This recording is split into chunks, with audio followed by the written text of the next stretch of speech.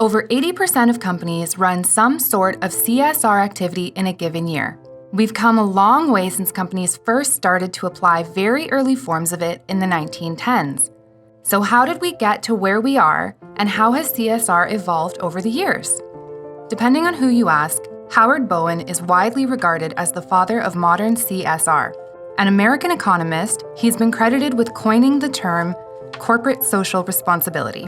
In his landmark book, Social Responsibilities of the Businessman in 1953, he writes, CSR refers to the obligations of businessmen to pursue those policies which are desirable in terms of the objectives and values of our society.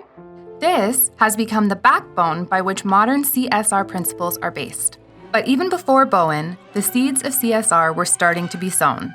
In the 1940s, with the fallout of World War II, companies like Hormel, known for producing Spam, did their part for social good by working closely with the government through the Lend-Lease program, which provided much-needed food supplies for those affected by the war.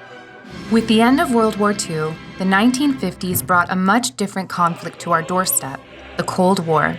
Against the backdrop of the ongoing struggle of two opposing ideologies, CSR evolved into a form more familiar to what we see today. Still, with the Red Scare running rampant, corporate America was urged to expand business social responsibility as a means of aligning business interests with the defense of free market capitalism. As we approached the turn of the decade, the civil rights movement captured the zeitgeist of the 1960s. As unrest reached a boiling point, developing a common social good became more important than ever. Corporations took unprecedented social stances in response. In Atlanta in 1964, social conservatives refused to support an integrated dinner honoring Nobel Peace Prize winner Dr. Martin Luther King Jr. Coca-Cola put its foot down and forever changed Atlanta's history. CEO J. Paul Austin, who had seen firsthand how apartheid hurt the economy of South Africa, threatened to take his company out of Atlanta if the city's elite did not honor Dr. King for his Nobel Prize. By the 1980s, government policy became a driving force in shaping CSR strategy.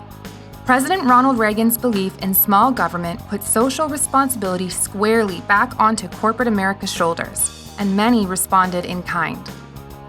In 1982, film legend and entrepreneur Paul Newman started Newman's Own, a line of food products. All of the company's after-tax profits were donated to educational and charitable organizations. It was the first of its kind to offer consumers the ability to actively participate in a company's philanthropic pursuits through their products.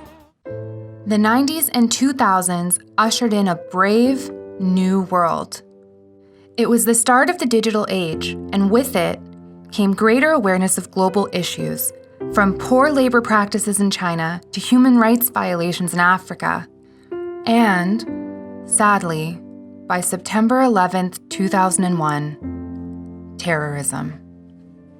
In response to these now global issues, President George H.W. Bush spearheaded a grassroots movement that brought volunteerism to the mainstream, with his founding of Points of Light, a volunteering program that mobilizes people to take action on the causes they care about through innovative programs, events, and campaigns. As we enter the final stages of the 2010s, CSR has seemingly pivoted yet again, with sustainability taking center stage. Climate change and the environment has now become a defining issue, and it's spurred the development of innovative new approaches to CSR strategy. The UN's Sustainability Development Goals provides organizations with a standard framework they can adopt to build CSR programs around. IKEA, who adopted the UN SDGs, has invested $2 billion in renewable energy projects. It intends to rely 100% on renewable energy by 2020. So what's next? Well, none of us can predict the future. That said, it's hard to look past the groundwork that the UN SDGs have laid out for CSR. As more and more companies adopt the framework, look for the SDGs to become the standard by which most, if not all, CSR programs are built off. In the end, it's all about collective action and having a roadmap that we can all buy into that will set us up for a brighter future.